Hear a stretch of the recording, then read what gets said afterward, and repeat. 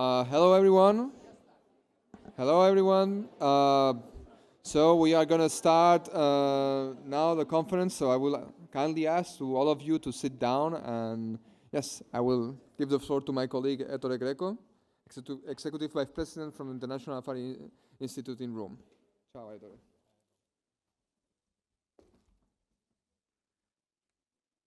So, good afternoon, morning, and evening, everyone, and welcome to Brussels, to the online participants. Many thanks for accepting our invitation to this 13th edition of the annual EU Non-Proliferation and Disarmament Conference. My name is Ettore Greco. I'm the Vice President of the Institute of International Affairs in Rome. I am very pleased to open this meeting. My institute has been in charge of organizing this conference in the last 6 years on behalf of a consortium of 6 research institutes, which also includes FRS in Paris, IIS in London, PRIF in Frankfurt, VC-DNP in Vienna, and CIPRI in Stockholm. CIPRI is responsible for the overall coordination of the consortium activities. This project started in 2010 thanks to a decision of the EU Council. We have since conducted the project with the support in close cooperation with the European External Action Service and European Commission, to which I wish to express our deepest thanks. A central task of the consortium is to promote and coordinate a wider network of European study centers from all 27 EU members and 6 European partner countries specialized in arms control and strategic studies. This network has grown significantly and now includes 110 members. What the consortium has tried to do in the last 14 years is, in a nutshell, to help advance and update the strategic debate on the prospect of non-proliferation and disarmament by examining the emerging obstacles and opportunities in the rapidly evolving and increasingly challenging security environment, and on the basis of this research effort, provide proposals and suggestions on how the EU can improve and strengthen its non-proliferation and disarmament strategy. In order to do that, the consortium carries out a variety of activities. In addition to this annual conference, it holds consultative meetings with policymakers and ad hoc seminars on specific topics, but it has also produced a considerable number of research papers, offers an articulated educational material, teaching resources, and internships. In the last few years, we have also implemented a special program for the next generation people. This morning we had a meeting, indeed a very impressive one in terms of the idea that have emerged from the meeting, where young experts have presented their studies, and also a mentorship program for young women. We attach, let me stress that, special importance to this next generation dimension of our work, and tomorrow we will have a plenary session specifically devoted to the role of next generation in advancing arms control studies. I invite all of you to visit the consortium website, which includes a platform for collective discussion on topical issues, and register to our monthly newsletter. In this conference, we want to have a dialogue and exchange of ideas as open and candid as possible. As you have seen from the program, the conference panels include a mix of officials, decision makers, experts, and think tankers. In particular, a distinguished feature of this annual conference is the involvement in this dialogue of experts from outside Europe. Their insights and inputs are of great value to help the EU review and reassess its policies. So I wish to extend our heartfelt thanks to all experts that have accepted our invitation to serve as panelists today and tomorrow. We hope that this variety of perspectives can contribute to shedding light on the emerging arms control issues, but also to identifying the most effective strategy to address them. The focus will be, as I said, on what the EU and its member states can do to further develop their initiatives aimed at safeguarding the existing agreements and regimes, promote their universalization and effective implementation, and possibly pave the way for new potential arms control endeavors. The conference will be opened by two representatives of EEAS and FPI, who will illustrate the main results and goals of the EU action. This will be, I'm sure, a stimulating kickoff for our debate. Partnership building also plays a crucial role in the EU strategy. We want, therefore, look into the state of play of the various partnerships with countries and organizations that the EU has established over time. As you know, the Union is a major funder and supporter, in particular, of UN activities and bodies, and we will have the great opportunity tomorrow to discuss with Izumi Nakamitsu, UN High Representative for Disarmament Affairs, the most recent developments of the EU disarmament agenda. In other sessions, we will focus on the prospect of key arms control regimes and agreement on which the EU has invested a great deal of diplomatic and financial resources, starting this afternoon with the Chemical Weapons Convention, whose control and sanction regime needs to be reinforced. We will have the great privilege this afternoon to address chemical disarmament with the Director General of OPCW, Fernando Arias. One of the parallel sessions tomorrow morning, we will also discuss the prospects of strengthening the Biological Weapons Convention in view, in particular, of the challenges posed by the rapid progress of biotechnology. Conventional arms control, another central component of the EU strategy, will be the subject of another parallel session tomorrow, when we will address the implementation of the UN Programme of Action, but also the development of the partnership that the EU has promoted to prevent the illegal trade and diversion of small arms and light weapons. Two other parallel sessions will address the challenges posed by emerging technology, which can potentially bring, are in fact already bringing, many benefits, but may also become seriously destabilizing factors which call for innovative instruments of control and governance. This applies in particular to the risk of growing militarization of outer space in the absence of adequate common rules and the risk of misuse of artificial intelligence. In the last couple of years, a flurry of initiatives and forums have been launched to regulate the development and deployment of AI technology, including its application to warfare. This is perhaps can be taken as an encouraging sign, and indeed, the issue of AI use in the military field is now part of the agenda of the UN General Assembly. But progress in the negotiation at the Conference on Disarmament in Geneva has continued to be very slow, while an urgent need is widely felt for arms control mechanisms ensuring ultimate human control of military decision-making. This year, we have chosen to give more space with 3 parallel sessions to the discussion of regional security issues in view of the far-reaching impact of conflict dynamics and the related escalation risks are having on both regional and global stability. The ongoing Russia's war of aggression in Europe, the escalating war in the Middle East, and the deepening tensions in East Asia raise a number of new and difficult questions on the role that arms control can play in conflict areas, including as part of efforts to find stable solution or at least provisional arrangement to stop the fighting and prevent escalation. This also implies discussing the new forms of warfare and technical innovation to be introduced in arms control to keep up with these transformations. And indeed, this conference is also meant to provide a forum for a broader strategic discussion on the future of arms control. As a leading expert recently wrote, reports of the death of arms control is grossly exaggerated.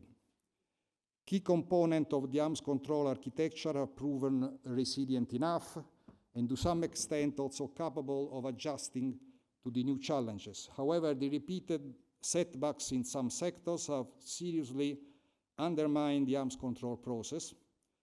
and the worrying gaps that have opened risk to widen even further. We are no doubt in a critical moment due to the emergence of great power competition, escalating regional conflict, and strongly nationalist drives. The most worrying trends are in the nuclear realm. The accelerating modernization of nuclear arsenal, coupled with the application of new technologies, are widely perceived as a highly destabilizing mix. Offensive nuclear rhetoric and the perceived lowered threshold for the use of nuclear weapons, the non-strategic component in particular, are undermining the nuclear taboo. There is a new sense of urgency around nuclear risks and the mounting request for greater transparency and openness, the introduction of new risk reduction and confidence building measures, such as more effective crisis communication channels and military-to-military discussions. We expect this to be a central subject of this afternoon's first plenary session, together with the prospects of reviving the P5 agenda dialogue by elevating its level, possibly, and expanding its agenda. The idea of compartmentalizing arms control discussion from the deteriorated strategic relations among big power, particularly the US and Russia, remains controversial. We face the impending expiration of the New START treaty with no subsequent agreement in sight. The resumption of a strategic dialogue on a post-New START arms control framework would be, of course, crucial. Several proposals have also been tabled concerning the possibility of a successor agreement to the INF treaty. They are worth discussing. The deteriorating nuclear order has had a pronouncedly negative impact on the Non-Proliferation Treaty regime, which, we should not forget, is based on a delicate balance of obligations. Non-nuclear weapon states are understandably frustrated by the lack of progress towards disarmament. The entry into force of the Nuclear Ban Treaty has patently signaled that. The NPT community has become increasingly polarized. Since 2010, no agreement has been reached on how to move the NPT process forward. The final plenary session will specifically focus on the option to revive the NPT review cycle and the results that can be realistically achieved at the 2026 review conference. This is a very rich menu of issues to be discussed in the next 1.5 days. I hope the debate will be as interactive as possible. We will take advantage of the introductory presentation of very qualified expert panels. And we very much look forward to questions and comments from the other participants. Let me thank again all of you for being with us today. I wish you an inspiring and thought-provoking discussion. Many thanks for your attention. I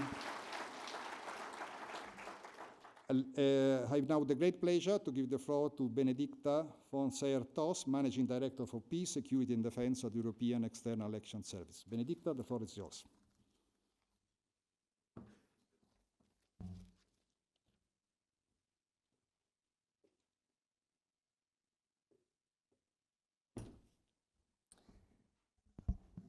Thank you very much, Ettore. Ladies and gentlemen, it's a pleasure for me to open this 13th conference on EU non-proliferation and disarmament, and I'm very happy to see so many of you here. I heard there are 260 people in person and 350 online. I think that's very impressive. It's important that this community comes together. The community, of course, of member states, international actors, representatives from partner countries, to discuss the many challenges we heard of quite a few already that we currently face in non-proliferation and disarmament and arms control. So thank you very much for coming, and it's really a pleasure to start here with you. Before I go into the details, I want to say some thanks, especially to the Non-Proliferation and Disarmament Consortium, a group of European independent think tanks funded by the EU, and I would especially like to thank the organizers, notably the Istituto Affari Internazionali. When I addressed this conference in November 2022, I pointed to the deterioration of international security environment following the Russia's full-scale war of aggression in Ukraine and its negative implications in our work on non-proliferation and disarmament. And I must say that ever since, unfortunately, the situation has only gotten worse and the impact on the multilateral architecture has gotten a lot heavier. I want to be concrete and name some of today's major crises that have a strong proliferation and disarmament dimension. Starting with Russia. Russia has been rolling back on its arms control commitments. It withdrew from the conventional forces in Europe agreement and de-ratified the Comprehensive Test Ban Treaty. The New START implementation remains suspended, as was mentioned earlier, while Russia refuses to engage with the US on a successor nuclear arms control framework. And there is also an accelerating disrespect by Russia on established norms, including notably the repeated irresponsible nuclear rhetoric. Russia's war of aggression on Ukraine has multiple non-proliferation and disarmament angles, nuclear safety and security concerns with regard to the illegally seized Zaporizhzhia nuclear power plant, reported Syrian-related episodes of disinformation, or reported use by Russia of riot control agents as a method of warfare. As for DPRK, we have seen an unprecedented number of ballistic missile launches in past years, including more than 30 this year. DPRK's nuclear activities also continue to advance. And it's clear that we will never accept DPRK's claim to have the rights of a nuclear weapon state under the NPT or any kind of special status involving the possession of nuclear weapons. On Iran, the current pace and extension of its nuclear program is alarming, well beyond JCPOA limits. These nuclear developments need to be read in conjunction to the accelerated development of its ballistic missile program.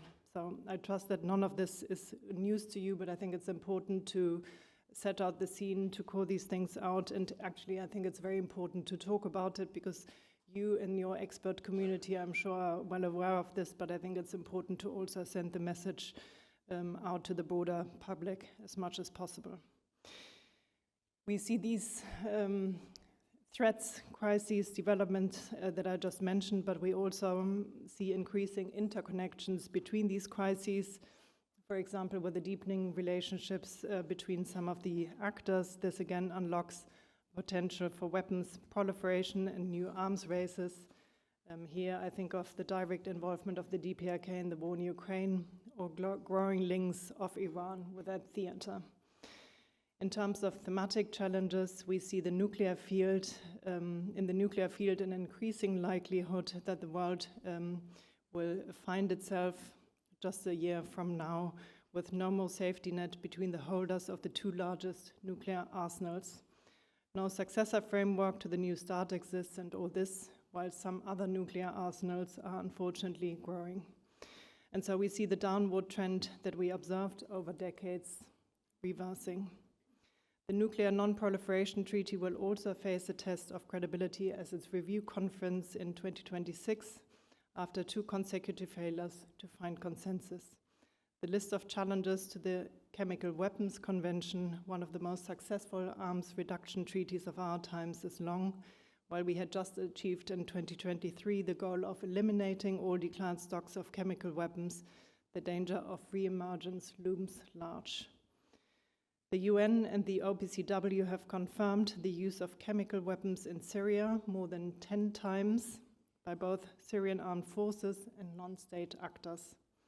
There is a growing number of reports of Russia using riot control agents in Ukraine as a method of warfare, which is explicitly prohibited by the Chemical Weapons Convention.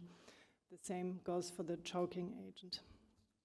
In short, the global norm against the use of chemical weapons is again under stress. Conventional weapons claim virtually all the victims of today's armed conflicts. The norms against the use of specific weapon types are under strain. Indiscriminate attacks on civilians, arms transfers in violation of the UN Security Council resolutions, or a number of conflicts fueled by diverted arms are all examples of the challenges to the current framework. At the same time, there are cases where conventional arms transfers are actually the very means to uphold the law, and in this I include the equipment that EU member states have sent to Ukraine, the military equipment worth around 44 billion euros, and these will continue. There are also relative success stories. The Anti-Personnel Mine Ban Convention, the Ottawa Convention, has not only established the global norm on the prohibition of anti-personnel mines, but has also showed impressive results across the globe regarding the destruction of stockpiles, clearance of mine-contaminated land, and assistance to mine victims. In only 2 weeks from now, the international community will restate this commitment on mine action at the review conference in Siem Reap in Cambodia. And now I come to the most topical issue today, the impact of emerging technologies, and in particular artificial intelligence on arms control. AI influences the development of new weapons and the conduct of warfare. The EU's AI Act does not cover defense, but it covers dual use and will therefore have an indirect impact on the military use of AI. As arms control community, we have both the right and the obligation to use AI in our favor where we can, and at the same time we must contribute to making the international normative framework AI ready. In many of the international arms control processes on AI, be it on the re-aim process for the US-led political declaration on military use of AI, both of which the EU supports, we speak of responsible military use of AI, and this is a key word, and we need to define what it means in the various contexts. Lastly, outer space is a global commons that is also increasingly subject to proliferation-related frictions, as underscored by recent reports about Russia's intentions to place a nuclear weapon in orbit, to name just one example.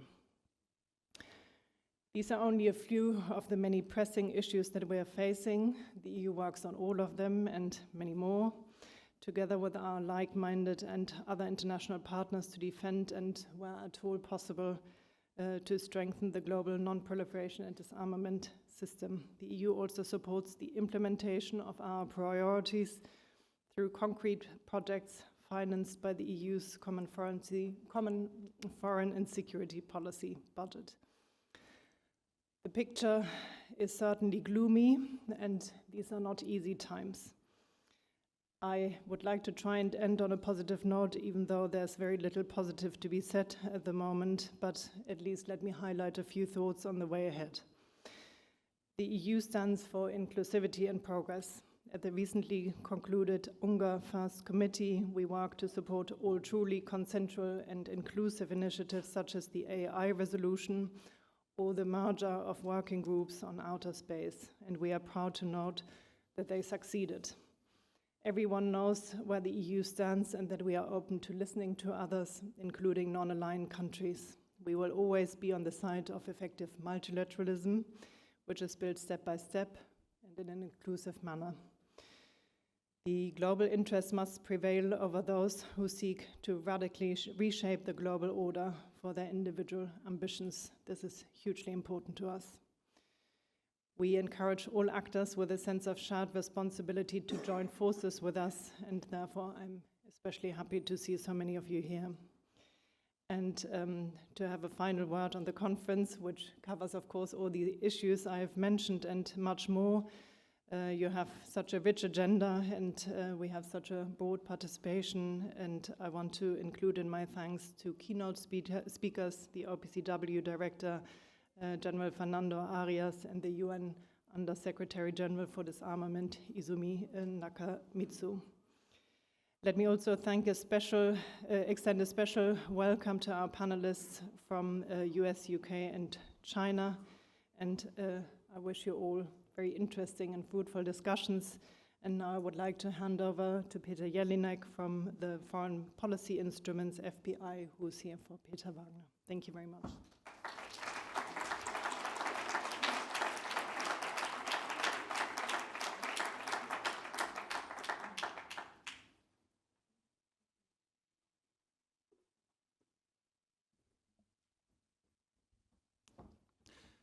Your Excellencies, distinguished guests, ladies and gentlemen. First of all, I would like to apologize for a last-minute change to the program. Unfortunately, Mrs. Heike Gershbrein, the head of unit for CFSP operations in the Service for Foreign Policy Instruments of the European Commission, couldn't attend this important event for medical reasons. She wishes all success to your discussions and reflections during this conference. It is therefore my honor and pleasure to speak on behalf of FBI at this event. And apologies also for my voice. It's not in the top shape. I guess it's the time of the year. I extend my thanks to the EU Non-Proliferation and Disarmament Consortium, and in particular, the Istituto Affari Internazionali for organizing this conference. The international rules-based order and multilateralism have been under considerable pressure for some time, in particular after Russia's unprovoked, unjustified, and unjustifiable military aggression against Ukraine. This concerns also the multilateral institutions, instruments, and regimes which underpin the international non-proliferation architecture. However, despite these challenges, we remain fully committed to the non-proliferation and disarmament agenda. The commitment to peace, the rule of law, and multilateral cooperation is in our DNA. We will therefore continue to support the non-proliferation disarmament activities, including by allocating appropriate financial resources for that purpose, which amount to approximately 30 million euros every year. Currently, we finance approximately 30 ongoing non-proliferation disarmament actions, covering both actions addressing the proliferation of weapons of mass destruction and the illicit proliferation and trafficking in small arms and light weapons. For example, this year we financed a number of new actions, including actions addressing, supporting the Biological and Toxin Weapons Convention. The action is implemented by the United Nations Office for Disarmament Affairs, or we have a new projects with the Organization for the Prohibition of Chemical Weapons, or an action on supporting nuclear security implemented by the International Agency, Atomic Energy Agency. On the part of the small arms and light weapons, we plan to launch a number of new actions still this year, including actions covering geographically Southeastern Europe and Ukraine. The annual EU Non-Proliferation and Disarmament Conference plays an important role in this context. It brings together the expertise, perspectives, and insights that shapes the EU's non-proliferation agenda and inform the work we undertake in Brussels and beyond. The consortium and the events it organizes foster the dialogue and innovation essential to navigate today's complex non-proliferation landscape. In gathering here, we are united by our shared commitment to a safer, more stable, world through non-proliferation and disarmament. As we begin our discussions, I encourage us all to reflect on the responsibilities we share at this critical juncture. Thank you very much, and I wish you all a fruitful and successful conference. Thank you.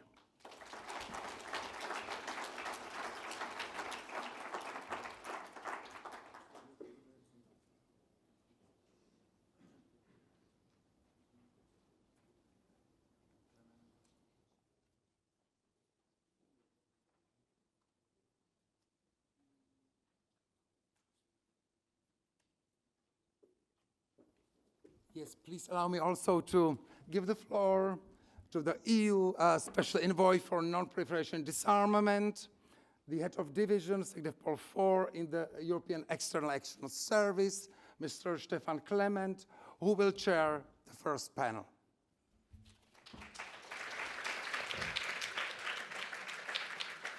Thank you very much, and I thank very much the organizers, of course, for having brought together such an interesting panel.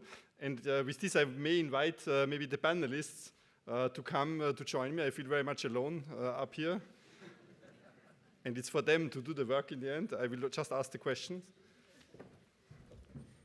And maybe while I wait here, maybe to quickly introduce the panel. So we have on the one hand Alex Bell, Deputy Assistant Under Secretary of State, who has a long-standing career and record of working on these arms control issues.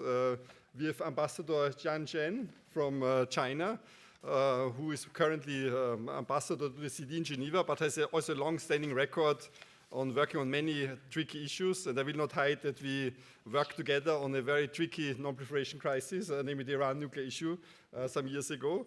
We have on my right side Clara Tardy from the French Ministry of Foreign Affairs, who is also very much involved in nuclear non-proliferation matters. And last but not least, of course, our UK colleague, Aidan Little, who has recently acted as an advisor, I think, to the UK Defense Review, but has before been based in Geneva as ambassador to the Conference on Disarmament. So I think it goes without saying that this panel is very well placed in terms of experience, expertise, and also kind of performance in long diplomatic negotiations to also sustain a difficult discussion in this panel. But I will not make it too difficult.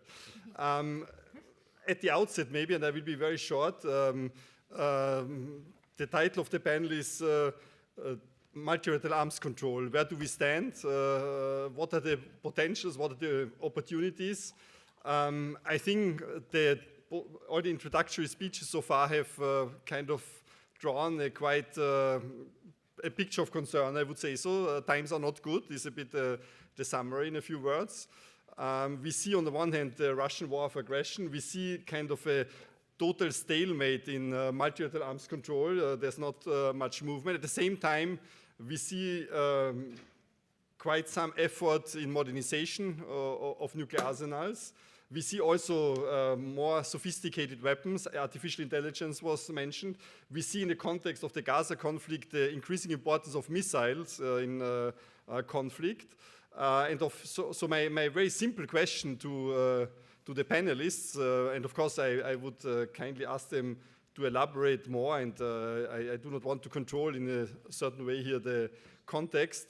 How do you see in the next coming years? I've also not mentioned we have a series of transitions here in Brussels, but this is not the most important transition in leadership. We have a transition in leadership in the US, but also in other countries. How do you see the opportunities to reanimate, revive, or kind of preserve a certain momentum in multilateral arms control?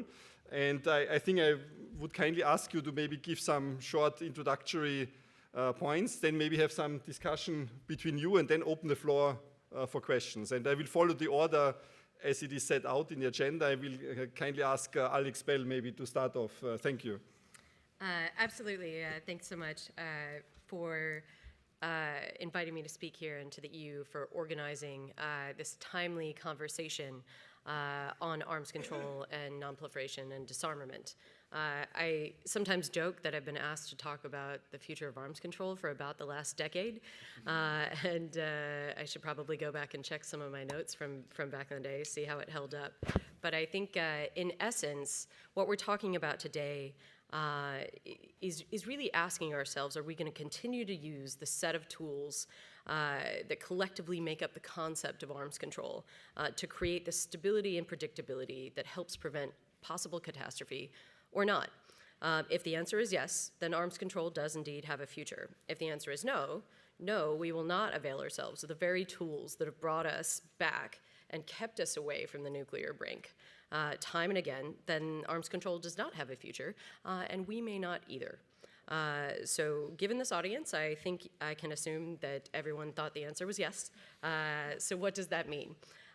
First, we have to acknowledge that nuclear and conventional arms control has never been defined or constricted to legally binding measures. It encompasses so much more. Dialogue, whether it's mill to mill, diplomat to diplomat, scientist to scientist, confidence building measures, behaviors, norms, all of this can contribute to stability. And just because legally binding treaties might not be in the offing in the current sense doesn't mean arms control doesn't work, and it doesn't mean it's not necessary. We must also acknowledge that arms control and deterrence are mutually reinforcing, and both are necessary for security and stability. Third, we have to be informed by the past, but not shackled to it. We need the freedom to try new approaches and the resilience to try again when we fall short. We're going to need to be more creative, flexible, and clever as we deal with standing and new compound challenges. So where do we go from here? From the US perspective, from the top, we will maintain a safe, secure, and effective nuclear arsenal that is designed with quality, not quantity in mind. We'll continue to provide ironclad extended deterrence guarantees to our allies as both of a way of providing stability and as a way of supporting non-proliferation. We're also, in this process, committed to continuing to reduce strategic threats. However, we are facing significant challenges, and I won't try to paper over those. I think everyone here understands Russia has undermined over a half-century's worth of effort to reduce nuclear and strategic risks. They've taken a dangerous and unacceptable approach to global nuclear stability. So we have to keep up pressure for full implementation of New START while remaining open to what comes post-New START. Unfortunately, I think we have to prepare for a world where Russia decides that they don't want to come to the table, and we will not have deployed strategic nuclear weapons subject to binding arms control agreements. And I think preparing for that future while continuing to push for the better alternative, which is new structures that provide stability and predictability, is how we go forward. And I want to be clear here, we're not looking for a grand bargain that will neatly and elegantly solve all our problems at once. We're talking about continuing a process that has served us well in the past and continue to do so in the future, focusing on tried and true nuclear risk reduction measures. So our relationship with China is different with that of Russia, necessitating a different process. We need to build something new, something fit for purpose. Basic and practical risk reduction measures, like ballistic missile launch notifications, are a sensible starting point. Unfortunately, thus far, Beijing has rejected a deeper bilateral conversation with the United States, and will continue to press for this. Happy to talk about that more in the discussion. We understand what's at stake, so we're going to need to continue to push for Moscow, for Beijing to engage with us and engage with the 5 recognized nuclear weapon states under the NPT in the idea that strategic risk reduction is in our mutual security interest. I think the international community expects responsible behavior from nuclear weapon states, and we will ensure that our allies and partners understand the principles and objectives for future arms control and risk reduction that we will pursue. This is even more critical as we've seen the growing interconnectedness of security challenges in the Euro-Atlantic and the Indo-Pacific. The DPRK's support for Russia's war of aggression against Ukraine brings into stark focus the interwoven security realities we face. This should not be an excuse to despair. This is a call to action. We have to focus on how we strengthen multilateral arms control. The health and strength of the NPT is not a given. We cannot take it for granted. We need to continue to push that regime, and we need to, continue to build a dialogue among states that translates into action. Talking is good, action is necessary. Protecting institutions like the IEEA, the Organization for the Prohibition of Chemical Weapons, the Organization for Security Cooperation in Europe, and the Preparatory Commission for the Comprehensive Nuclear Test Ban Treaty is also crucial. We have built important, critical structures. We have to maintain them. We must also address the logjam at the Conference on Disarmament in Geneva, of which you are all well aware, not only to improve the disarmament machinery there, but to kickstart progress on long overdue objectives like the Fissile Material Cutoff Treaty. Last year, we made real, if modest, progress in adopting a decision of work that encourages continuity from last year's discussions and hopefully allow for subsidiary bodies to hit the ground running when the 2025 CD session begins in January. This is the time to hit the ground running. The entire world benefits from the multilateral arms control and non-proliferation and disarmament machinery. It's on us to help these regimes succeed. We can uphold and strengthen these together. Also through increasing our technical, political, military, and diplomatic literacy on emerging and disruptive technologies and how they will affect strategic stability, both for positive and negative. So in sum, we have a lot of work and challenges ahead, but as President Biden recently stated, there is no benefit to our nations or the world to forestall progress on reducing nuclear arsenals. Reducing the nuclear threat is important, not despite of the dangers of today's world, but precisely because of them. And I urge everyone to think about this over the next 2 years. Think about that word because. The challenges we face in the future will test the existing disarmament machinery, test the bounds of what we've negotiated before. So then again, the call to action is to be inventive and persistent. And it's more important than ever. So the United States has been a steadfast, responsible nuclear power for decades. We will continue to embrace those traits in the future, and I look forward to the discussion. Thank you very much, Alex, for this introduction. And I give now the floor to Ambassador Jian Shen. Please, you have the floor. Thank you, Stephen, and good afternoon, distinguished colleagues and friends. I'm very glad to participate in this event. Actually, I was told that it should be a capital-driven event. I tried to persuade my Director General to come here, but he explained that it takes him 4 days to travel for this meeting. So distance is an issue, but very glad to participate in this panel. I just returned from the first committee of the GA, and the first committee is a barometer of international security and disarmament. I got the strong feelings, and some keywords is that polarization, fragmentation, stagnation, and the feelings of frustrations and uncertainty. And also some feelings of hope with the adoption of some new initiatives and starting some new process. And especially against the background of the 2 ongoing armed conflicts, and as well as the US election. Many people are thinking what will be the next, what the future of multilateral arms control. Just share some observations, 2 points. What will be the implications of the current geopolitical tension on the future of multilateral arms control? And the second is, the direction for the multilateral arms control. First, the implications of geopolitical tension on multilateral export control. The first implication is it increases nuclear risks,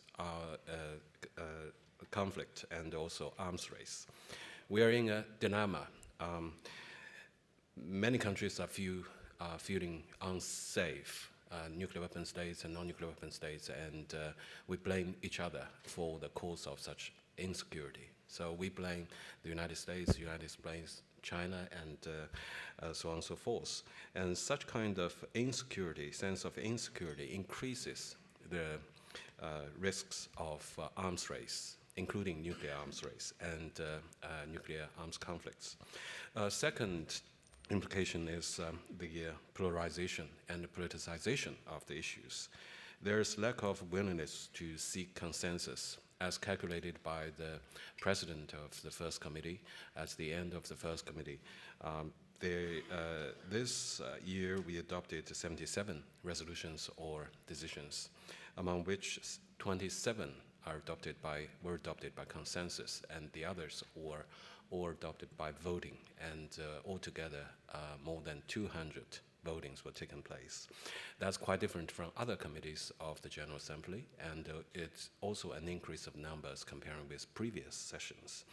And also we notice the procedural issues have become the issues, the visa issue with the host country, and currently the ongoing discussions in Geneva on the CCW. There are again the procedural issues regarding the participation of NGOs. All these procedural issues becomes an obstacle to substantive discussions.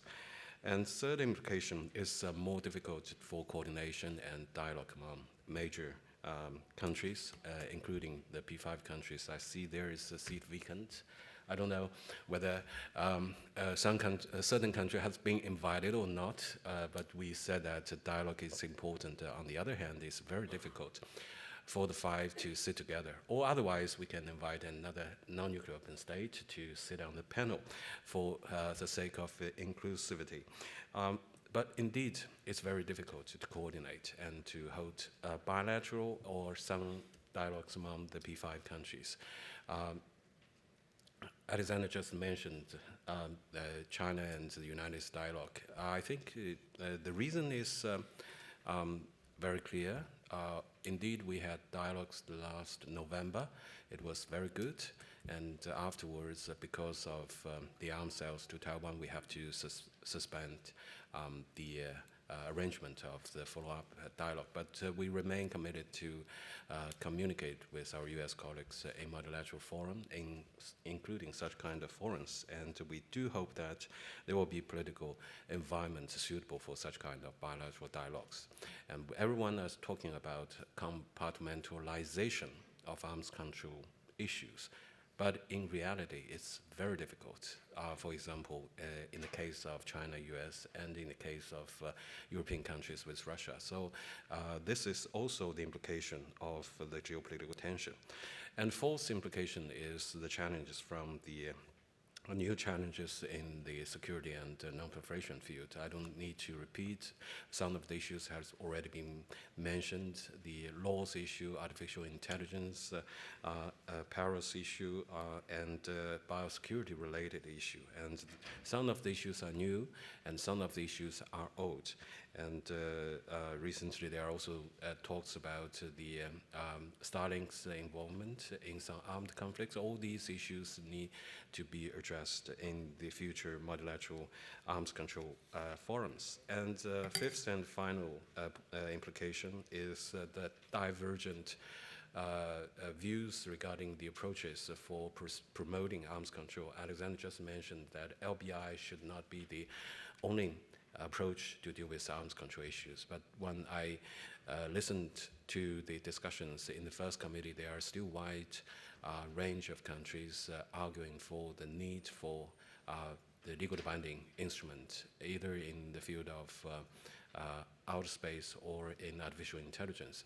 I think we are quite realistic. Indeed, it's very difficult to achieve, but at least we can include in our ultimate goal to negotiate such a legally binding instrument in the future.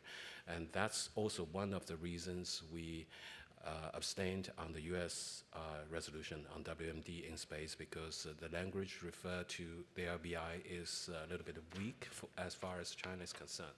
So these are some of the implications. And just briefly, how do China think to move forward? We think that, and also many countries think that there is a major variable in the future arms control process, especially after November the 5th, the US election, and everyone are thinking, and there are kind of sense of uncertainty. What will be the policy for the next administration? And some of the disarmament community feel a little bit pessimistic, but whatever the policy choice of the US, I think China's policy is quite consistent. We, first of all, we believe that there is need for a correct or right security concept. The difference between China and the US and some other countries is whether it's a common security or absolute security. As far as we are concerned, we think there is no absolute security for a single country or a group of countries. Otherwise, it will be at the sacrifice of the other countries. Second point is there is need for a correct or right perception of each other. For example, between China and the United States, we don't think there is need for a relation of geopolitical competition.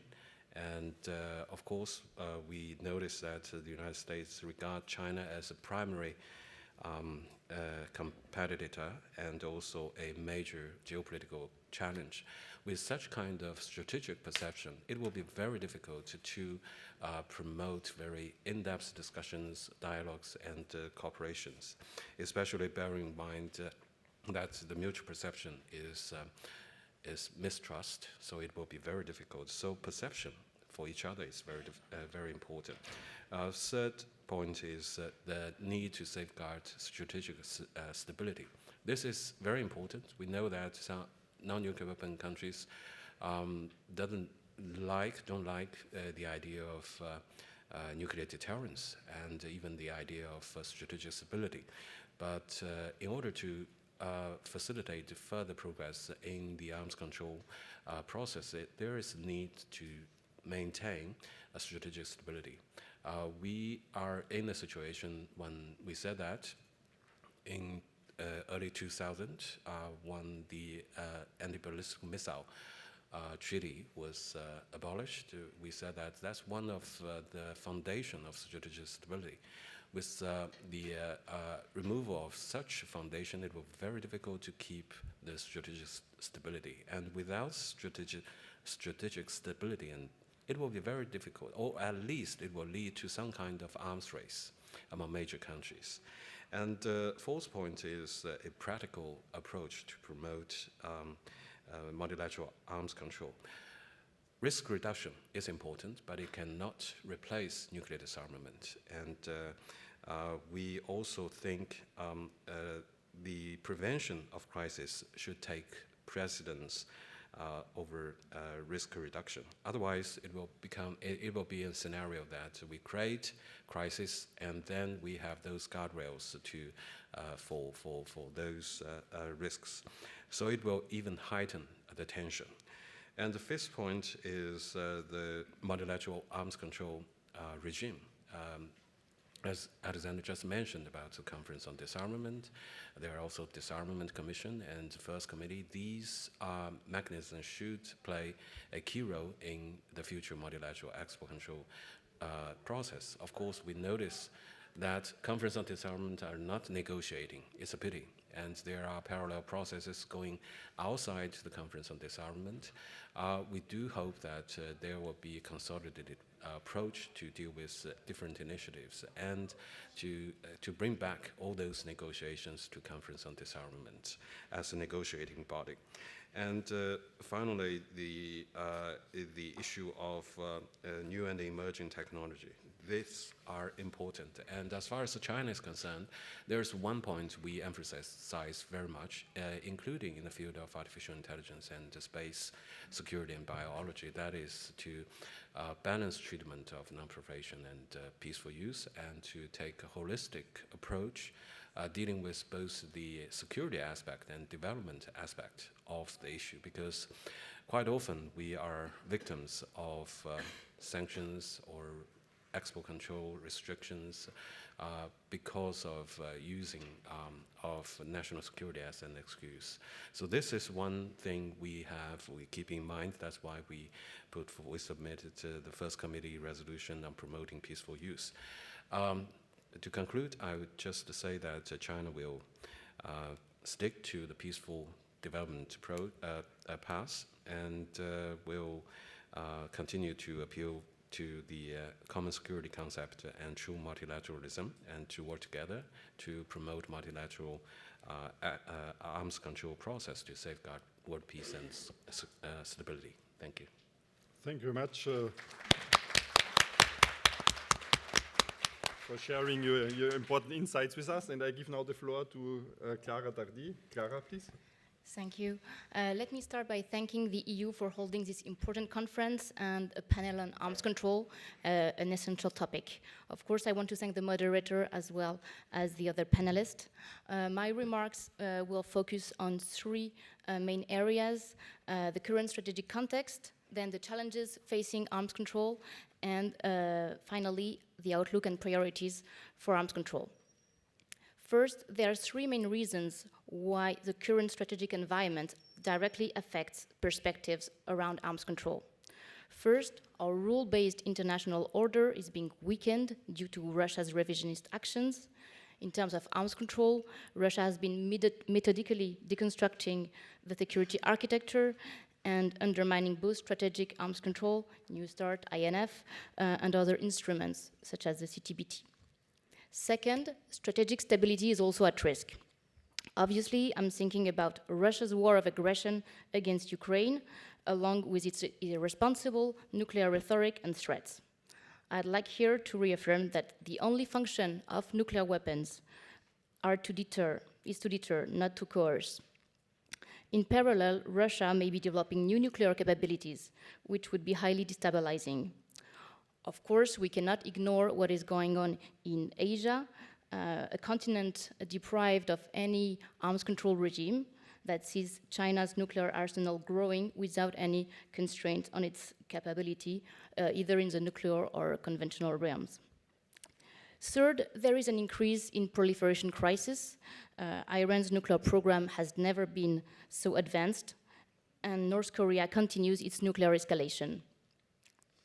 And it's unacceptable, we believe it's unacceptable that Sergei Lavrov declared this as a closed issue, particularly coming from a nuclear weapon state. Now I'd like to tackle arms controls more precisely and its challenges.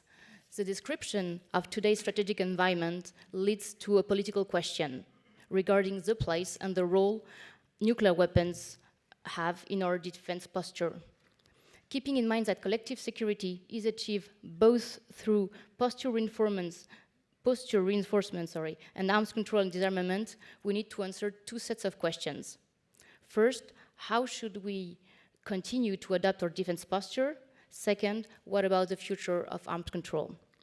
At the moment, because of the strategic environment I just described, we are relying primarily on posture reinforcement to ensure security. Yet, we need both. Arms control and posture reinforcement are tightly interconnected. So what about arms control? France is committed to a rule-based regulation of strategic competition. And I'd like to recall the definition of arms control by a French thinker named Raymond Aron. He used to say that arms control is a continuation of competition at a lower level of violence. So how can we achieve this lower level of violence? By establishing legal frameworks with mechanism of verification and transparency to manage military capabilities we deem the most destabilizing. We believe there is value in predictability, That is to say, the ability of two nuclear weapon states to know ahead of time what the other will do regarding its capabilities. Today we are facing a very particular phase of our nuclear history from a European perspective.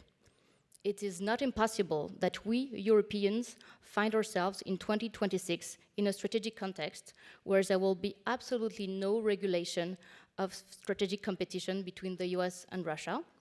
That is to say, a situation comparable to the 1960s. In this context, Europe has to think about what its core security interests are and how they should be defended, both from a military and arms control standpoint. We Europeans should relearn this nuclear and strategic grammar and language to be an actor and not a spectator of foreign security. Last, NPT fora are also essential. For the 2026 REFCON, France identifies 4 priorities that we can break out in 2 different axes of effort. The first axis of effort is about 2 fundamental treaties. First, launching negotiations on a FMCT, Fissile Material Code of Treaty, at the Conference on Disarmament, based on the Shannon Mandate. Second, the entry into force of the CTBT. The second axis of effort is about measures linked to transparency. It includes continuing the work on nuclear disarmament verification and expanding reflection on strategic risk reduction. Finally, we will also continue to work within the P5 process to undertake substantial discussion on doctrine and strategic risk reduction under China's presidency this year. So let us not give in to pessimism. Arms control has a future, and we need to continue working towards it to ensure collective security. Thank you.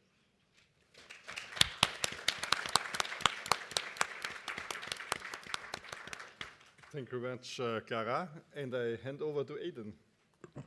Thank you, Stefan, and thank you very much to you and the organisers for having me here, having me back. It's very nice to be back in Brussels. I went for a walk on my way here, and I passed the flat I used to live in 20 years ago when I was here working on the UK's last presidency of the European Union. So it's nice to bring back some good memories. So I am currently working on the Strategic Defence Review in the UK. This was a process that the new government kicked off when it took office in the summer. And I think in common with a lot of what we've heard already this afternoon, I think what we're learning from that process is that the world is in a period of rearmament, not disarmament. I don't think there's really a major power or even a middle ground power which isn't strengthening its own defence and looking to its own resources at the moment. The reasons for those are myriad. We've had them rehearsed already several times this afternoon, so I won't repeat what's already been said. But it's clear that we're in a very different paradigm from where we would like to be. But I think it's also worth reflecting that the multilateral arms control and disarmament framework that we all value so highly means that that process of rearmament is not unconstrained. We have a very robust and resilient set of instruments and norms and legally binding instruments which do constrain the choices that governments make. And I think, to pick up on what Clara just said, that we mustn't be pessimistic in this scenario. We do have a very important suite of instruments to call on, and I think there is room for optimism, because that multilateral framework has actually been incredibly robust and resilient. So although it is true to say that the bilateral arrangements that governed arms racing between the US and first the Soviet Union and latterly the Russian Federation is in a pretty poor state, and it may well be that in a couple of years' time the last of those instruments will fall without a successor. There is a multilateral regime underpinning those instruments, which is still robust and is still vital in both senses of the word. So I think if we're going to look at what we need to do in the current situation, even if we're not currently negotiating a new set of legally binding instruments, and as I say, it's not likely that we'll be doing that anytime immediately, we do have a lot to build on. So I would suggest several things that we should be looking to do as an arms control international community. The first, of course, is to uphold that regime that has served us so well. Because while I say it is resilient and robust, it is under extraordinary pressure. It's under pressure not just the instruments that already exist. I mean, the NPT obviously, as I say, I think is an extraordinarily resilient instrument, and it has constrained the number of states possessing nuclear weapons to a much greater extent than I think even the most optimistic of its framers believed at the time. But of course, we still have to uphold those norms actively. We can't just sort of rely on them continuing without care and maintenance. Similarly, the framework against chemical and biological weapons. Those are extraordinary achievements of international diplomacy, which removed some very, very grave threats to international peace and security, and indeed to human life. It reduced those threats, but they obviously did not remove them completely. We have seen in recent years the resurgence of the use of chemical weapons and some worrying trends in the biological sphere as well. We've also seen some instruments which, when I started my previous job in Geneva, were just assumed to be part of the furniture, that nobody would ever question them. And now we're in a discussion about Article 4 of the Outer Space Treaty, and whether the prohibition of nuclear weapons in orbit really is as robust as we had hoped it would be. And lastly, we see some of the institutions underpinning these frameworks being attacked as never before. We've seen unprecedented attacks against the Organization for Prohibition of Chemical Weapons. We have seen some really quite nasty campaigning in other organizations to undermine their health and their independence. So we have a job of work to do simply to stay where we are and to maintain this framework. So I think that's really the first job, the first duty we all have at the moment, to reinforce and uphold the framework and defend the framework that we already have. The second thing, I think, is to focus on reinforcing deterrence and strategic stability. As Alex said, and I agree 100% with this, these two, strategic stability and deterrence are not in opposition to arms control. They are an absolutely vital counterpart to arms control.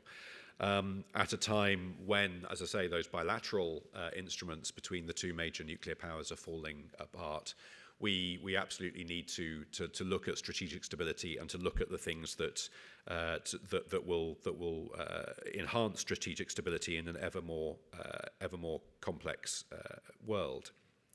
And I think we've already talked about risk reduction and transparency. I think these are two absolutely vital instruments in that.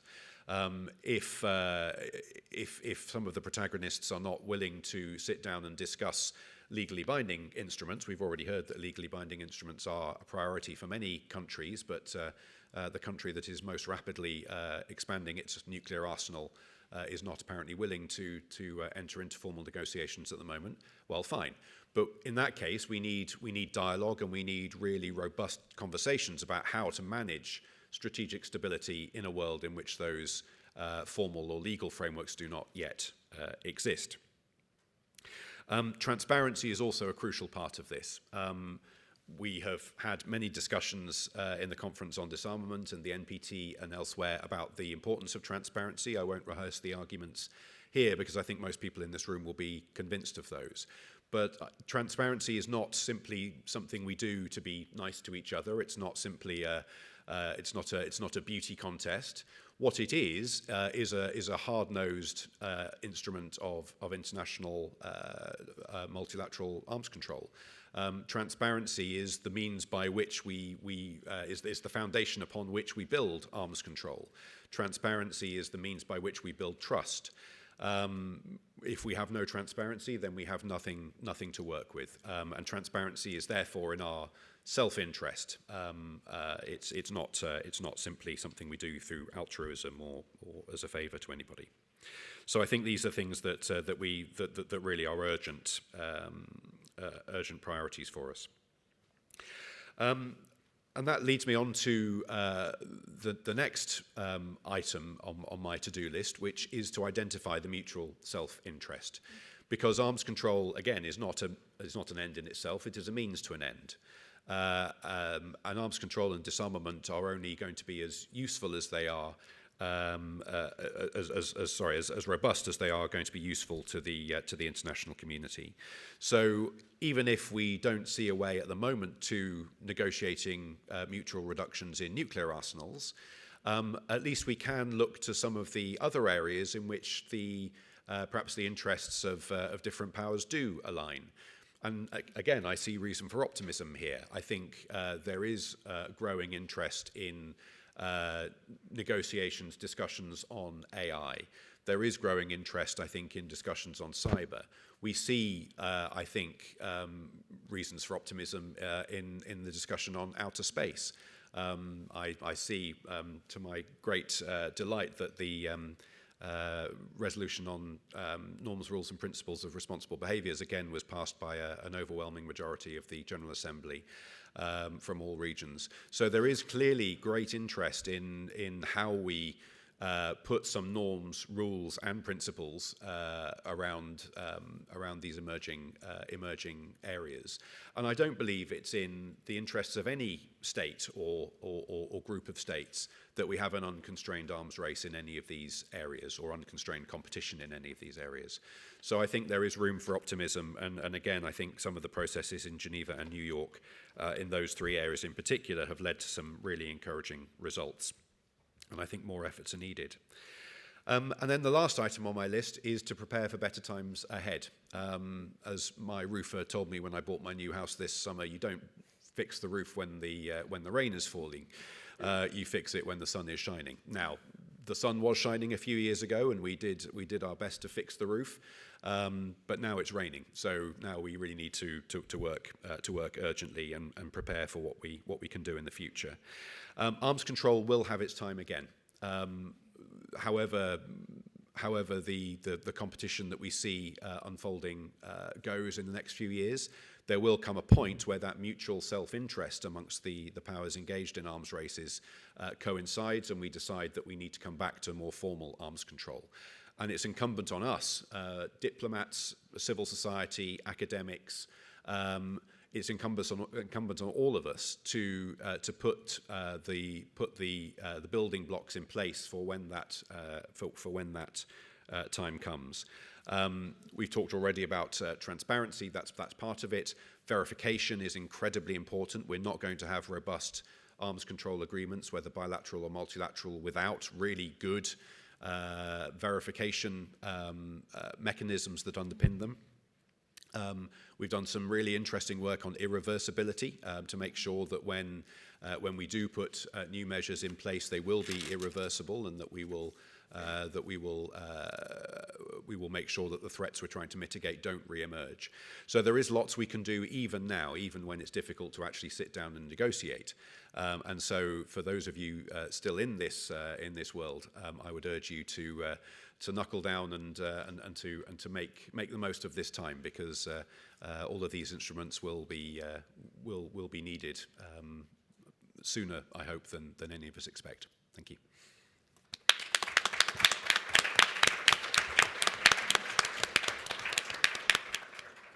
Thank you very much, Eden. And I think the good thing in all these discussions, all these presentations, I discovered some kind of commitment to maintain arms control or to move back to some arms control, and even some glimpse of optimism was in one or the other presentation, which I carefully take note of.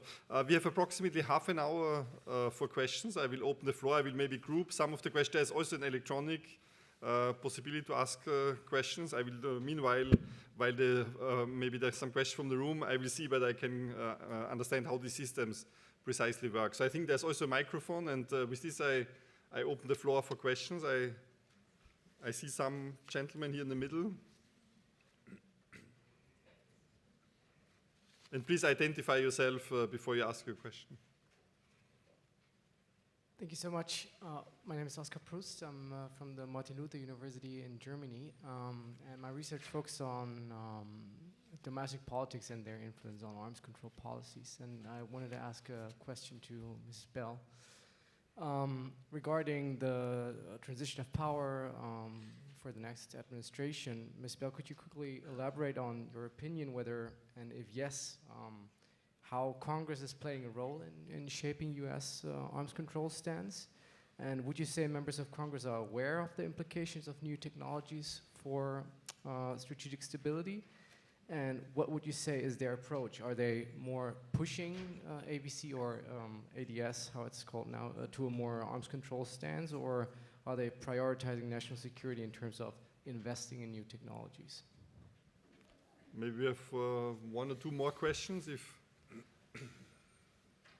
I see here in the second row two competing questions next to each other.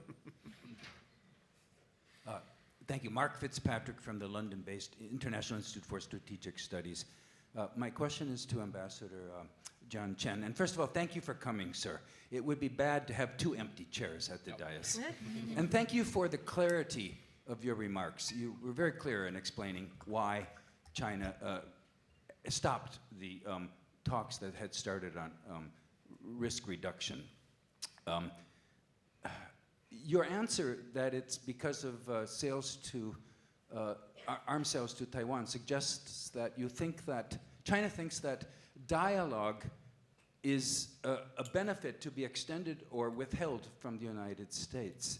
I think many of us would suggest that dialogue is the very kind of attribute of common security which you espoused as a goal. Relatedly, you said that China views prevention of crisis as needing to take precedence over risk reduction. Both seem to be important. Can they not both be pursued in tandem? Because risk, I mean, preventing crises is never going to, you never will have a complete prevention of crises. You can only reduce them. So can't you proceed on risk reduction, please? Thank you. And the next question. And then I have a question here in the middle. My name is Carlo Trezza. I am of the NATO Defense College Foundation. First of all, I would like to share the optimism of especially Mr. Aidan Little. But since he, as all the speakers here, are more involved than we are in the operations, more operational, and somehow I'm encouraged by the fact that the professionals, let's say, are more optimist than we are. But my question would go in particular to Ambassador Shen. If I recall well, the first Trump administration didn't proceed to the renewal of the New START treaty because they thought that China should also join the negotiation. At this point, would today China join these negotiations, start strategic nuclear negotiations? Do you think that China has reached the level at which it can somehow participate in this exercise? Thank you. And one more question in the fourth row, a lady there, and then I will return maybe to the panel and then do a second round. Good afternoon. Thank you for the presentation. My name is Elisaveta Bajenova. I'm a mentee in the mentorship program, and also I finished my advanced LLM in public international law. And during the last year with classmates, we sometimes had the impression, and this is a question I think for the whole panel, we had the impression that, let's say, the West, and especially actually the US, could be quite aggressive toward the East still, and are not as open to discussion as they say. And I often heard during this panel the words, we need to push China, push Russia, Iran many times. And I wonder if the result of pushing will be an even stronger clash, even stronger wish from China, Russia, Iran, North Korea to create a stronger cooperation and at the end create a new international order, which will create a clash with the current international order. And I wonder if there is a need of change of approach from the West to the new situation with the East and today's political situation. Thank you. Thank you very much. With this collection of questions, maybe I give back to the panel and I start in reverse order. Maybe Aidan first. Thank you. Yes, I don't think there was any question addressed specifically to me, but there are a couple of interesting points perhaps to pick up on. One is the first questioner talked about security versus arms control. I was trying to say in my remarks that I don't think these two things are a dichotomy. It's not a question of pursuing security or pursuing arms control and disarmament. I think you pursue both, and you pursue security through arms control and disarmament.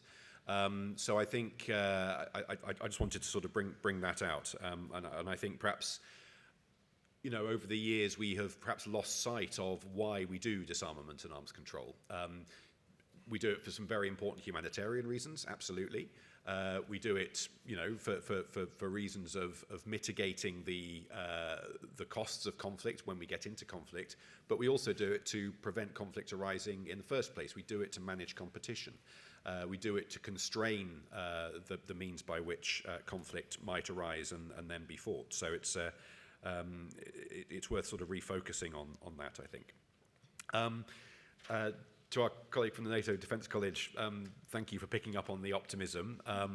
When I first started my job in Geneva, somebody who'd been doing it a lot longer than me told me that you have no business being an arms control diplomat if you're not an optimist. I think it is inherently a profession for optimists, because otherwise we'd probably go off and do something else.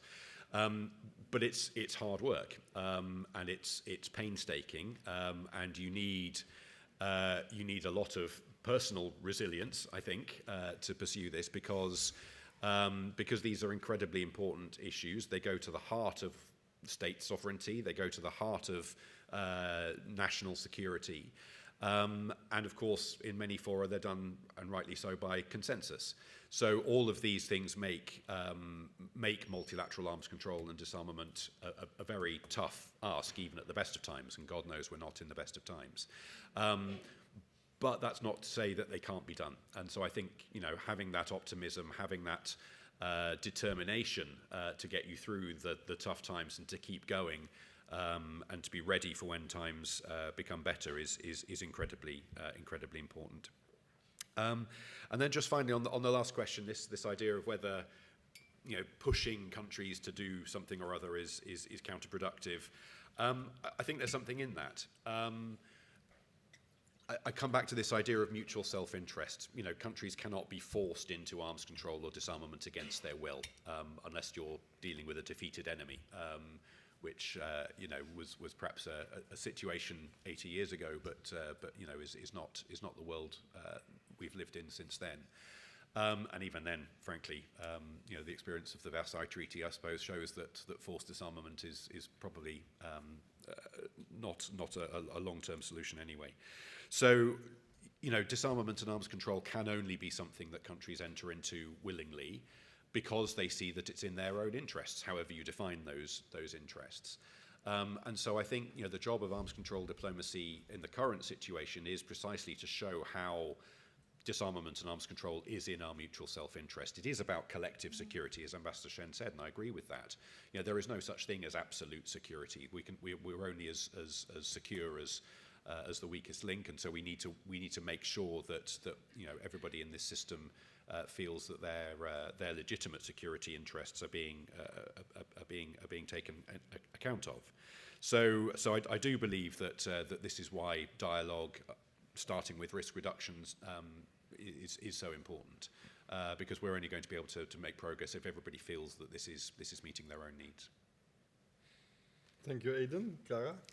Thank you. Maybe on the last question, to enter on this idea of the West being, pushing China and Russia on this issue.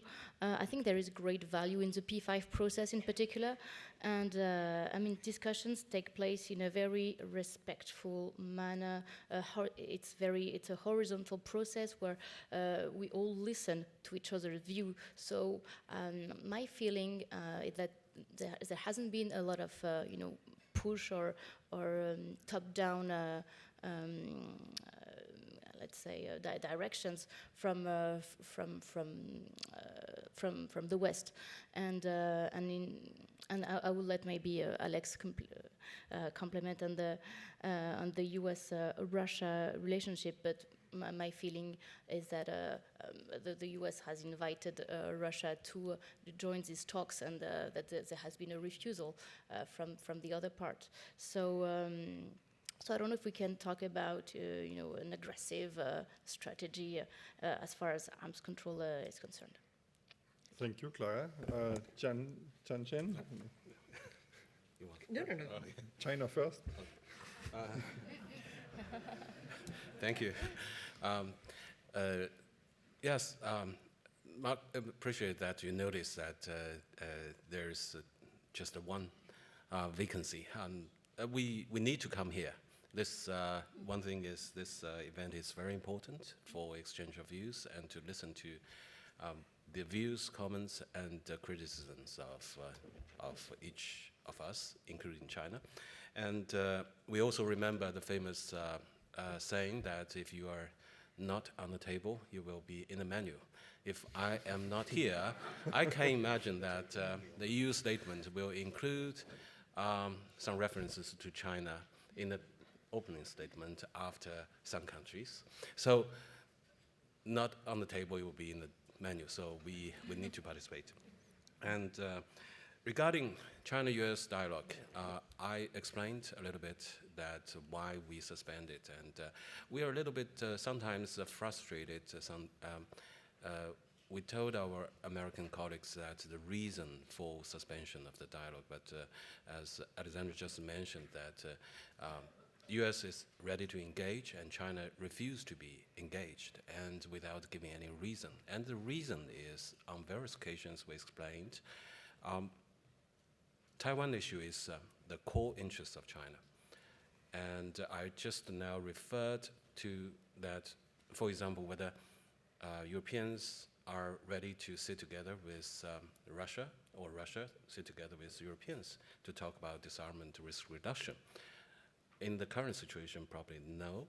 So that's why I said that sometimes it's very difficult. It's easy to say that compartmentalize the arms control issue, but there are domestic feelings, there are politics, and it's the arms sales to Taiwan and continuous arms sales to Taiwan is regarded by China as interference of China's internal affairs, and it's the core interest of China. So it will be perceived not a very suitable political environment to pursue such kind of dialogue with the US. But we said that we hope on a mutually beneficial relations, and we are ready to engage when the atmosphere are more appropriate. And thirdly, regarding the question about dialogue contribute, the function of dialogue, we do believe that dialogue should contribute to building confidence or building trust, but sometimes we feel that the objective has not been achieved. We constantly or on various occasions have dialogues with the US at very senior level, but the result we see that sometimes the issues we raised were ignored by the senior leadership of the United States or by some senators or congressmen. So we feel that such kind of dialogue does not produce any concrete result to build trust. On the contrary, it even become a signal that it will, after the dialogue between China and the United States, there will always some quote-unquote bad things carried out or done by certain U.S. Congressman or senator. So it's not facilitating a trust, but rather it's building mistrust.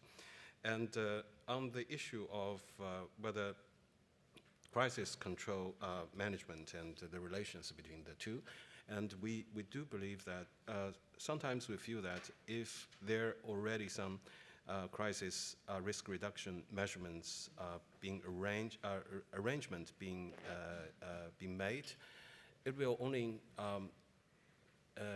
exacerbate some of the assertive actions of the other countries. So that's why we always say that crisis management, prevention is more important than crisis management, especially in the case of the Taiwan issue. And finally, the issue of whether China has reached the level for participation in nuclear disarmament negotiations with US and Russia. Or the question can be whether the US and Russia have reduced their nuclear arsenals to the level of that China and US and the UK and France can participate. So we are not against an legally binding instrument negotiations, as Aidan just mentioned, in the nuclear field. For example, we advocate the negotiation of legally binding agreement among the P5 on no first use, and we advocate the negotiation of legally binding instrument on negative security assurances. And we do believe that with such kind of negotiations and legally binding commitments, it will reduce the role of nuclear weapons in each and every nuclear weapon state's national security policy, and will create environment for further reduction of nuclear weapons. I'll just stop here. Thank you. Thank you, Chan. Alex, please. All right, where to start? One, I'm just going to fully reject the premise of the idea that it's aggressive to want arms control discussions on a bilateral and multilateral level. We're pushing for it because it's necessary. And surely you're not implying that we should say, please, please, please respect your Article 6 commitments to the NPT. This is a necessity for everyone, an obligation under the NPT. And by the way, the NPT Article 6 does not say you can get around to good faith negotiations when you good and well feel like it. Everyone has the same obligations under Article 6. And so there's no pause until somebody else reduces. We have to be able to do asymmetrical risk reduction measures. And also let's remember, like, these are freely chosen commitments that countries have made. We didn't force anyone to join the NPT. Countries join the NPT, and it is with that basis that we pursue these structures and will continue to push for them. Yes, push for them, because we think it's right for our security. And as Aidan said, you can't force anyone to do anything, but continuing to make the case that this is in the global security interest is something that we need to continue to do. Now, in terms of, we didn't say there was no reason for the cut in bilateral talks. I didn't think it was our responsibility to say it was over Taiwan. And when I hear Moscow say we can't do arms control because of Ukraine, or Beijing saying we can't do arms control because of Taiwan, what I hear is personal and regional concerns and goals are more important than global nuclear stability. More important than Article 6, and doesn't everyone here have the ability to opine on when it is appropriate or not appropriate to talk about arms control? We have to keep in mind that everyone has a view here, and any country saying, no, we're not going to do it because it doesn't suit our purposes right now. I think we have to have a real discussion about how we collectively advance global security. Now, in terms of the US election, congratulations for fulfilling my bet that the first question would be about the election. Congress does have a role to play here. I spent 4 years working previous to the Biden administration, trying to increase congressional interest in and sort of education about these issues. I think there's more work to be done. I think emerging tech is a really good space where there's not necessarily some of the political baggage that's come along with some of these issues, and a good place I actually think to have conversations with the global community, that there are some things that we can see coming down the road that we can get in front of and actually try to control and constrain for our benefit. So I think that's a good place. Mark, I absolutely agree with you. Dialogue is not a gift. It's a necessity. This is how we solve problems. You brought up ABM withdrawal. President Bush did not consult me when I was serving as a Peace Corps volunteer in a little fishing village in Jamaica. But if he had, I would have said, don't do that. And, but we need to remember that ever since then, we've had an open hand about talking about things like offense versus defense, and Russia has rejected it. So if Beijing wants to talk to the US about offense, defense in the context of strategic stability, my answer is yes, we are ready to do that with you at any time you would like. On risk reduction and arms control, no one is saying risk reduction only, and I don't even understand the idea that it's disarmament or nothing. When you have two countries actively saying they don't want to do arms control right now, the idea that we wouldn't take every step to create as much stability as possible, to build the kind of trust and confidence that can get us to legally binding measures. That's the goal. We can do both. We have to do both. And we can call it anything you want. Risk reduction, risk prevention, crisis prevention. The point is to do it, to have the action involved. Call it whatever you want. And then finally, China, I thank you for bringing up the outer space resolution. I think this is a perfect example of there are countries that would like to see legally binding measures in terms of space security. There are issues that get in the way of that, including the definition of what is a weapon in space that we don't have an agreement on. But the idea that the only thing that we can do is a legally binding treaty for which we do not have the capability of negotiating that, while at the same time seeing actual threats to a structure that we have created, like the Outer Space Treaty, it defies logic and reason. We can pursue both things. We can have these hard conversations about how hard it will be to do legally binding measures, particularly with emerging and disruptive technologies, things we can't see, can't touch. That's a lot of work that has to go into verification, that has to go into building something that would have the kind of mutual trust that people would feel comfortable joining such an agreement. But in the meantime, let's protect the structures we have. And 164 countries, voted with us on our outer space resolution. That is a good sign. And a lot of those countries believe in legally binding measures, but see the value in what we were trying to do and find common ground. We won't always agree on everything, and it's okay that we don't agree on everything, that we don't have all the same priorities. But it's not okay to say it's only my things or nothing. When it comes to something like No First Use Treaty, proposed by Beijing, we're willing to have a conversation about that, but we have to be honest about the fact that the US, UK, France, and Russia have explained in the P5 forum at length about why we have ambiguity in our nuclear doctrines, and what we haven't heard is an affirmative case about why we shouldn't have that ambiguity, how something like a No First Use Treaty would even be implementable, verifiable, and if it's based on trust, and we are simultaneously hearing there's not trust to go and do things, that has to be measured. And I will say, Clara is right, the P5 conversation has been a good and civil conversation. We've been making progress, we've been developing relationships, and we're very much looking forward to continuing to build that under the Chinese chairs. So we look forward to that.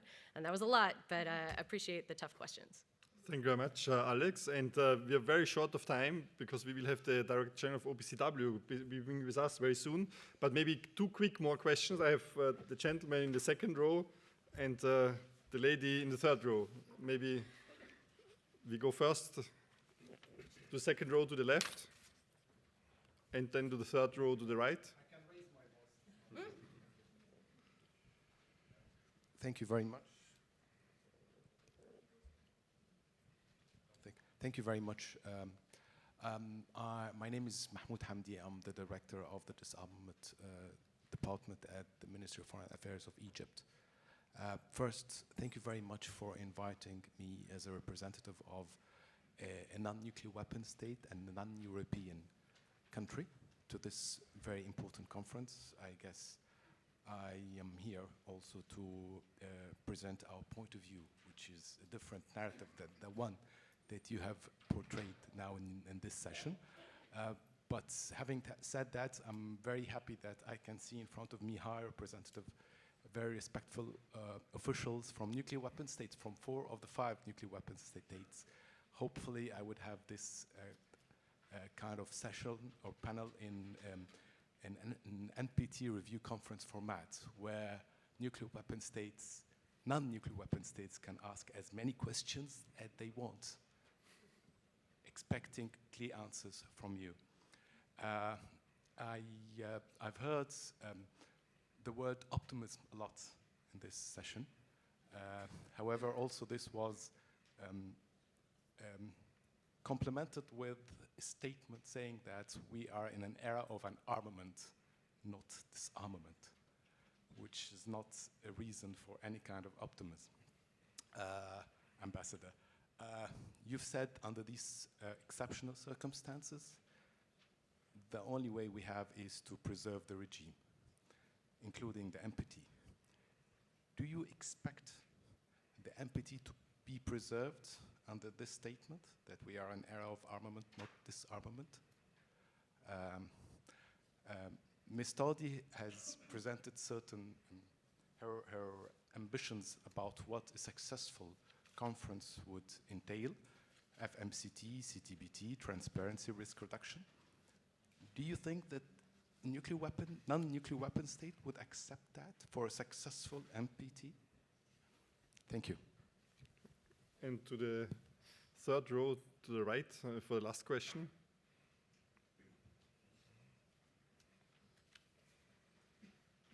Thank you. My name is Tarja Kronberg from CIPRI, and a couple of weeks ago there was a vote in the first committee on whether the UN should study consequences of a nuclear war. And the P5 vote was very different. UK and France, together with Russia, voted against such a study. The US abstained, and China voted for this study. And the P5 has dialogue and sometimes is cooperating. Why this difference? Would you each explain why you voted the way you voted on UK study on consequences of nuclear war? Thank you. Thank you very much for this question. I give now really 1 minute to each of the panel members to answer. It's very tight. Alex first. Yes, thank you to our Egyptian colleague. I'm very used to Egypt disagreeing with us, so no surprise there. But what I appreciate is that we keep talking. The U.S.-Egypt non-pro arms control dialogue is quite robust. We just had our first annual meeting last May. I think it's important, and this is something that I prioritize in particular, is getting in there, having the conversations, having the tough conversations, and outlining sort of our case. And I think that is how we strengthen the NPT, is to answer the hard questions, but also really listen to each other and try to put ourselves in each other's shoes. Try to understand that countries in Europe perceive a threat from Russia, and one that they feel requires extended deterrence. Our Indo-Pacific allies and the challenges they see, countries around the world worrying about the global threat and lack of progress among the P5, concerns among us that countries pick and choose when they want to actually push a country or pick which country they're pushing in terms of lack of progress. These are the things we need to talk about. We can do better. We have to protect the NPT. This is the best structure in terms, it's the cornerstone of this regime. We have to protect it. It doesn't mean it's perfect. No treaty has ever been perfect, but it is what we have, and we need to strengthen it. In terms of the consequences of nuclear war, I recommend our explanation of vote. I know we're short on time, and it was a lengthy explanation of vote. I think from our perspective, we had some concerns about how the panel would be formed, wanting to maintain scientific integrity, lack of bias, don't want people participating that are going in with preconceived notions of what they want. science is necessary and important, and I think a scientific discussion is good. We want to make sure we're not using science for political purposes. And so I think that's, sort of encapsulates our EOV, and going forward, we'd be looking to cooperate with the UN on this. It's going through. We need to make sure that it works, that it has a scope that is reflective of the challenges that we see, and sort of ready to move forward. And overall, I would just say, I just wanted to leave you with one thought, which is there's a Finnish idea of sisu, and it's effectively rugged determination in the face of extraordinary challenges. And I would recommend that we all, think about that principle and carry it forward in our work. Just a little bit of sisu will go a long way. Thank you. Chen. Okay, I'll be very brief. Regarding the dialogue between nuclear weapon states and non-nuclear weapon states, I think one thing China is doing is that we try to put the five together, and we remain open to be engaged with non-nuclear weapon states. So that's why, in the very beginning, if this seat is vacant, why not invite another non-nuclear weapon state to participate? And the second issue regarding our position, voting position on the nuclear war study, and it has something to do with nuclear doctrine, because as far as China is concerned, we do believe that nuclear war cannot be won, and that's why we support that resolution. And also there is the issue of whether it's the conclusion will come to a.